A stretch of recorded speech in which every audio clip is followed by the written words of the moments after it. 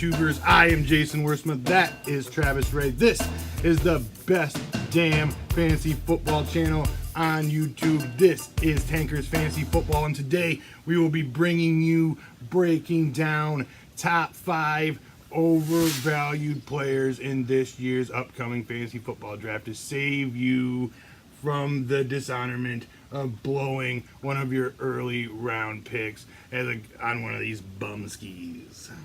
All right, so starting off here, this is a guy getting a lot of off-season hype, and there's just something that is just pulling the reins back for me, and it's TYREEK McKinnon. You just can't get about it. Guys like Matt Breida, Joe Williams have looked good in camp. I mean, if you look at it, McKinnon's getting drafted in the pick before Jordan Howard in these PPR ADPs, and you're looking at Jordan Howard in his first 2 years as a Bear. He has more rushing yards ever. As his first 2 years as a Bear, he leads all fucking running backs. He has more rushing yards in his first 2 years than Walter Payton had, than Gale Sayers had, than Matt Forte had. He had 2,435 yards. 2,435 yards in his first 2 years. McKinnon is barely over 1,800 rushing yards in his 4 NFL seasons. And even last year, it really wasn't even him doing a lot of the damage in the offense. A lot of it was Latavius Murray, who surprisingly looked very spry in the Minnesota offense once Dalvin Cook went down. But a lot of it's, new regime, getting to a running back kind of genius here with the head coach in San Fran. Everyone's getting all about the PPR, all the catches and everything.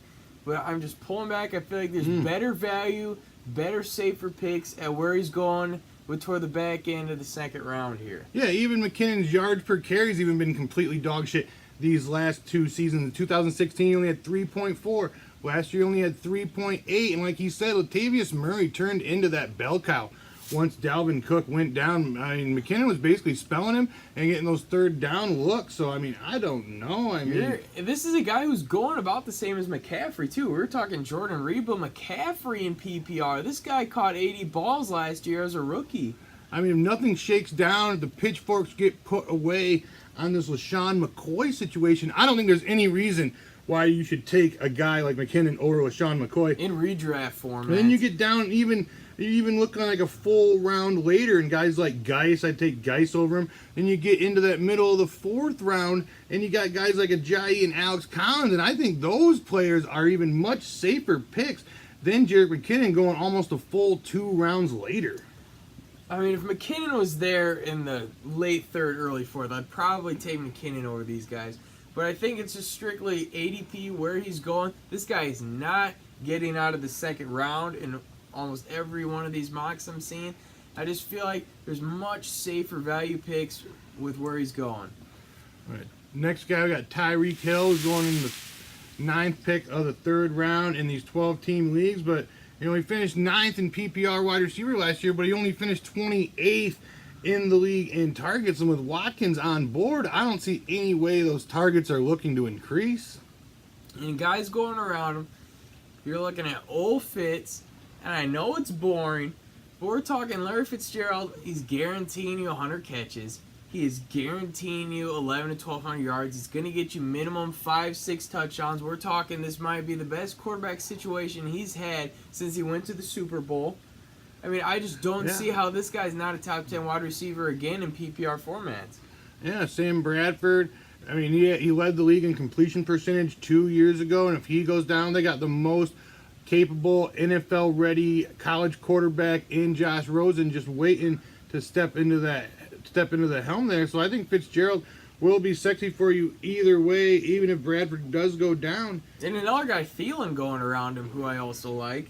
You look, even got Juju and Golden Tate, and guys like Brandon Cooks are going like a full round or 2 later. I'd just much rather sit on it, get one of those dudes. But if you must have a fucking Kansas City wide receiver, look at Sammy Watkins going almost 3 rounds later than TYREEK Hill, and they're moving him all over the formation in practices. I think this is the year for Sammy Watkins to maybe get his ass back into that wide receiver 2 conversation. All right, let's go to rookie running back. Rookie running back, Sony Michel here. this guy, they've talked about having ball security issues. Belichick obviously is not about that whatsoever. There's already a lot of mouths to feed when we're talking Rex. We're talking sexy Rex Burkhead. We're talking James White will have an established role in this offense. And this is a guy getting drafted at the very, very front of the 5th round. We're talking first pick in the 5th. So he's going in the 4th round in a lot of these mock drafts here. And I just really don't think that a 5th round value is going to pay off for him. No, I mean, I think there's no way Burkhead doesn't lead this team in touchdowns. Like he said about the fumbling situation, word is out of camp that Michelle has fumbled at least one time every day thus far, and that is definitely a bad time. Yes, he did have that one sexy 50-yard run that he busted off in practice that one day, but other than that, I think Bill Belichick is maybe looking to put this guy in different. I don't think he's looking to necessarily lean on this guy. And I mean, I know this sounds absolutely balls hammered, fucked in the ass, crazy, but I go on a couple picks later. I'm almost thinking about the guy you know is going to get work with Dante Foreman still nursing that Achilles, and a guy who seems to be more rededicated to his craft, and Lamar Miller. And I fucking hate Lamar Miller. God, I said it. I just hate myself for just saying it. I hate myself. I mean, I would rather take a guy. Oh my God. What have I done? I'd rather take like a TYREEK Cohen in the 6th round. I mean, PPR, we could talk TYREEK Cohen catching 70 balls. I mean, I think that's way more fantasy relevance than a guy in Sonny Michel who might see, 12 touches a game as a rookie?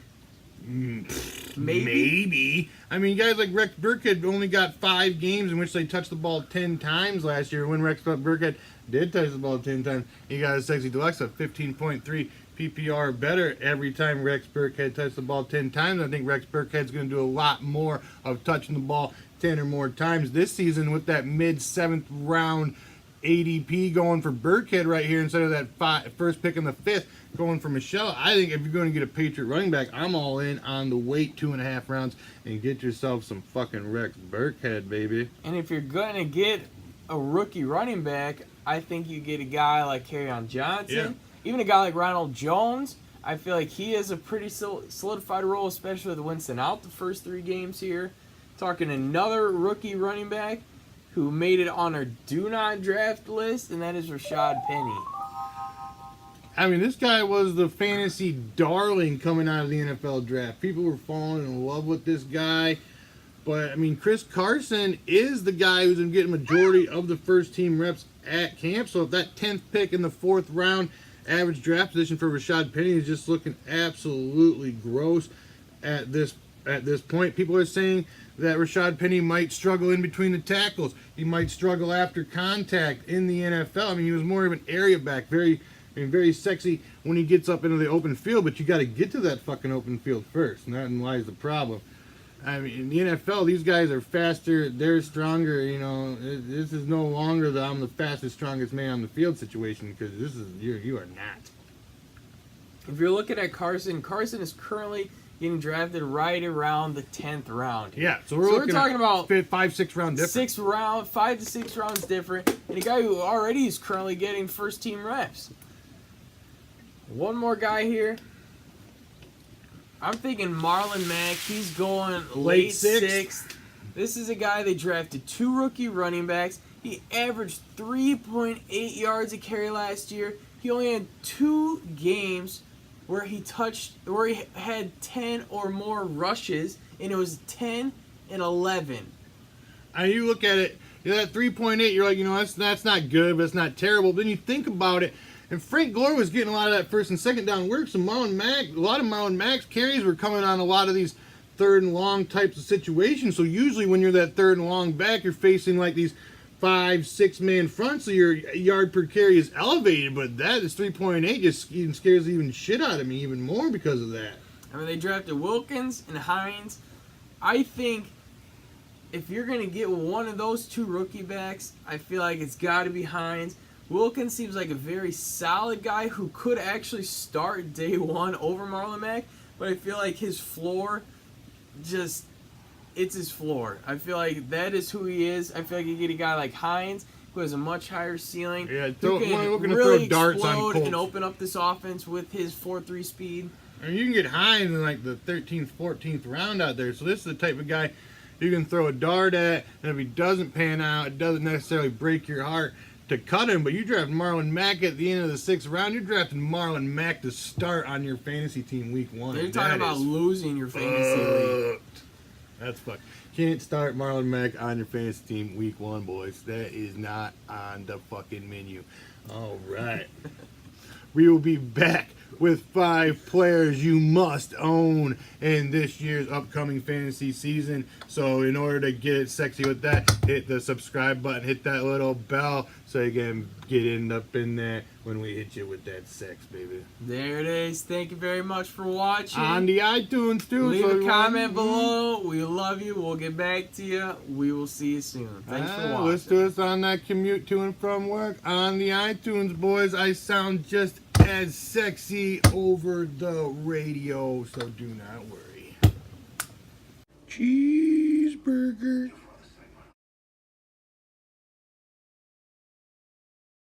And Smoking Jay.